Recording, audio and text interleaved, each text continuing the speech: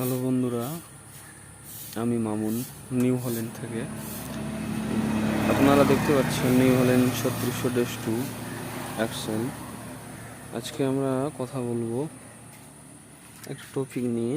আপনারা অবশ্যই দেখতে পেয়েছেন আমি কী টপিক নিয়ে কথা বলতে চাইছি। টপিকটা হলো ডিফেন্সাল লক।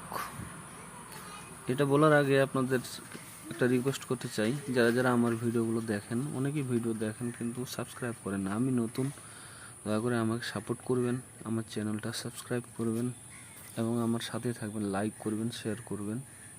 তাহলে আমি এভাবে নতুন নতুন ভিডিও আপনাদের উপহার দিতে পারবো। কথা হলো কি, এটা যখন আপনি চাপবেন, গাড়ি রানিং থাকলে এই যে ডিফেন্সাল যেটা আছে এটা একবারে লক হয়ে যায়। এই যে দেখেন, এই যে ডিফেন্সাল লক। ধন্যবাদ।